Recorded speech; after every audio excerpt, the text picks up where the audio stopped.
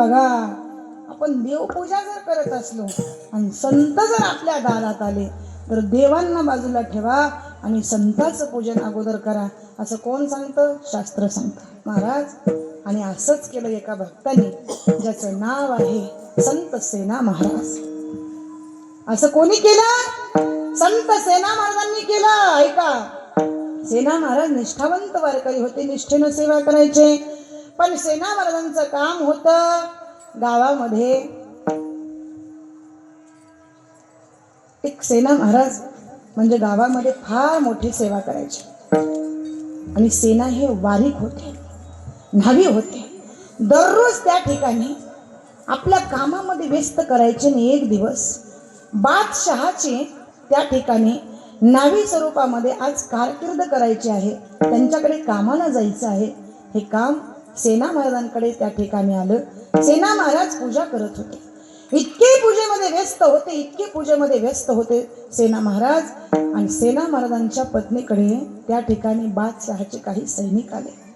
3 तास झालं सेना महाराजांनी देवाला पाण्यात घातलं आणि सारखं सेना महाराज भगवंताच्या भक्तीमध्ये लीन होते. आता जर माझ्या पतीला मी पूजेतून उठवलं, बादशहाची मंडळी आलेली आहे, तुम्ही उठा आणि तुम्हाला बोलवलेलं आहे असं जर सांगितलं तर माझ्या पतीच्या पूजेमध्ये व्यत्यय येईल. म्हणून सेना महाराजांच्या पत्नीनं काय केलं? सांगितलं नाही. बादशहाची मंडळी निघून गेली राजवाड्यात आणि बादशहाला सांगितलं की राजे, सेना महाराज त्या ठिकाणी पूजेमध्ये व्यस्त आहेत आणि ते काही तुमचा त्या ठिकाणी वाक्य त्यांनी स्वीकारलेलं नाही, त्यांनी आम्हाला परत लावलं. बादशहाला राग आला, इतका राग आला, त्याने हातात तलवार घेतली आणि सर्व सेनापतींना सांगितलं, आत्ताचे आत्ता जा. अरे मी राजा आहे, या विश्वामध्ये माझं सगळं काही चालतं. तो सेना न्हावी आहे, त्याचं मस्तक दंडापासून वेगळं करून या. हे कोणी ऐकलं? विटेवरच्या मालकाने ऐकलं. आणि विटेवरच्या मालकाच्या डोळ्यात पाणी आलं. माझा सेना सकाळपासून भगवंताची भक्ती करत होता. ऐका, विठ्ठल विठ्ठल सारखं सेना महाराजांच्या मुखामध्ये पांडुरंगाचा धावा होता. आणि अशा अवस्थेत जर सेना महाराज आपल्या कामाला जाऊ शकत नाही, कारण सेना ही न्हावी होते आणि आपल्या कामाला ते जाऊ शकत नाही, तर करावं काय? पांडुरंगाला जाग आली आणि माझा भक्त जर माझी भक्ती करत असताना त्याला आपले प्राण गमवावे लागत असतील तर या पांडुरंगाने करावं काय? विटेवरच्या मालकाने विटेवरून खाली उडी टाकावी आणि सर्वप्रथम बादशहाच्या जवळ जावं. कोणाचं रूप धारण करून? सेनाचं रूप धारण करून. विटेवरच्या मालकानं सेनाचं रूप धारण केलं, एका न्हाव्याचं रूप धारण केलं, हातामध्ये वाटी घेतली आणि सेना महाराजांचं रूप धारण करून बघा, जी काही हजामत होती ती हजामत सुद्धा राजाची सेना महाराजांनी त्या ठिकाणी केली. एवढं काम करत असताना राजे म्हणतात, सेना, अरे तुझ्या हातामध्ये काय ताकद आहे? नुसता हात माझ्या पाठीवर पडला तर माझा दिवसभरचा थकवाच दूर झाला रे बाबा. माझी किती मान दुखत होती. तुझ्या हातात काय जादू आहे? असं बोलता बोलता सेना महाराजांचा हात, ऐका, म्हणजे भगवंताचा हात बादशहाने हातात घेतला आणि हात पाहिला. पण बादशहाच्या लक्षात आलं नाही की हा हात कोणाचा आहे. सेना महाराजांना सांगितलं, मी भाग्यवान आहे बाबा, तुझा हात पडल्याबरोबर आता माझं सगळं शरीर दुखायचं थांबलेलं आहे. मी आज सगळा काही बरा झालेलो आहे. सैनिकांना सांगितलं, सेनापती आत्ताच्या आत्ता इकडे या आणि 2 मोठी मोहरा इकडे घेऊन या. या सेनाचं भाग्य उदयाला आलेलं आहे. याने माझा सगळा आजार बरा केला. या 2 मोठी मोहरा सेनाला देऊन टाका. सेनाने आपल्या झोळीमध्ये त्या 2 मोठी मोहरा घेतल्या, आनंदी झाला. बादशहाचं दर्शन घेतलं. राजे, आम्ही भाग्यवान आहे, आज माझी गरिबी तुम्ही दूर केली. आणि सेना त्या ठिकाणी कुठे गेले?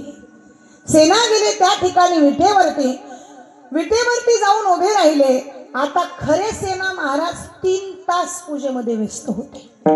आणि जेव्हा त्यांची पूजा संपली तेव्हा पत्नी जवळ गेली आणि पत्नीने बारीक तोंड केलेलं होतं. पत्नीने सांगितलं, स्वामी, आज फार मोठी चूक झाली हो.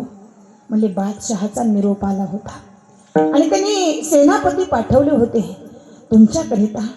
सांगितलं की आत्ताच्या आता पाठवलं पाहिजे, पण मी त्यांना सांगितलं की तुम्ही पूजेमध्ये व्यस्त आहात आणि पूजा झाल्याच्या नंतरच सेना त्या ठिकाणी बादशहाच्या कामाकरिता येतील. मी चुकले बरं का, मी चुकले बरं का, मी चुकले बरं का असं बोलत असताना त्या ठिकाणी सेना महाराज सांगतात, अगं वेडी झालीस का तू? मी पूजा करत होतो म्हणून काय झालं? तू मला हलवून जागं करायचं होतंस. तो बादशाह आहे, तो राजा आहे, तो मला आता सोडणार नाही. आता काय करावं? आता आपला हा सुखाचा प्रपंच मोडला जाईल. सेना महाराज रडू लागले. सेना महाराजांनी पुन्हा आपल्या गळ्याच्या भोवती उपरणं टाकलं. ऐका, एका हातामध्ये पिशवी घेतली आणि सेना महाराज कुठे आले? बादशहाच्या दारात आले.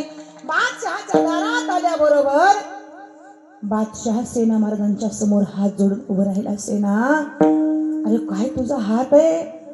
रात्री मी इतका आजारी होतो, तू आलास आणि माझ्या मानेवर नुसता हात ठेवला आणि हात ठेवल्याबरोबर माझा आजार बरा झाला. सेना, अरे काय तुझ्या हातामध्ये सामर्थ्य आहे?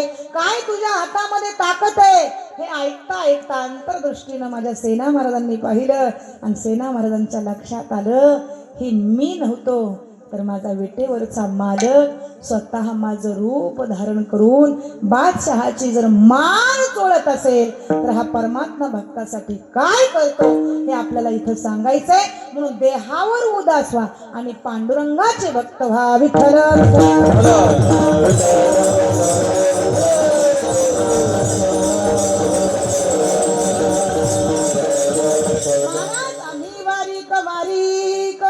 करू हजामत बारीक. सेना महाराजांचं एकच काम होतं, सकाळपासून संध्याकाळपर्यंत आपल्या कामात व्यस्त राहायचे.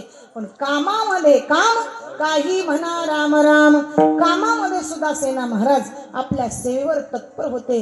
म्हणून स्वतः पांडुरंगाने सेना महाराजांवरती इतकी दया दाखवली, कारण दयाघन तोच परमात्मा जाणलेला आहे. दयाघन तोच परमात्मा जाणलेला आहे जो आपल्या भक्तासाठी कुठल्याही पद्धतीमध्ये वावरत असतो. तो मी मोठा आहे, मी श्रीमंत आहे, मी ऐश्वर्य संपन्न आहे असा कधी म्हणत नाही. तुकोबाराय असेच एक निष्ठावंत वारकरी होते. तुकोबाराय असेच एक निष्ठावंत वारकरी होते. देहावर उदास राहून भक्त बनण्याचा प्रयत्न करत होते. ऐका, आणि ते तुकोबाराय आपल्याला सांगत होते, भक्त ऐसे जाना जे देही उदास. पण अशा तुकोबाराने केलं तरी काय? गेली आशा पास निवारुणी. 7 पाश आहेत, कर्मपाश, काळपाश, भयपाश, आशापाश, मोहपाश, अनेक पाश. त्याच्यातला महत्वाचा आहे तो काळपाश. काळपाश असा आहे महाराज, तो श्रीमंतालाही सोडत नाही आणि गरीबालाही सोडत नाही. जिंदगी किराये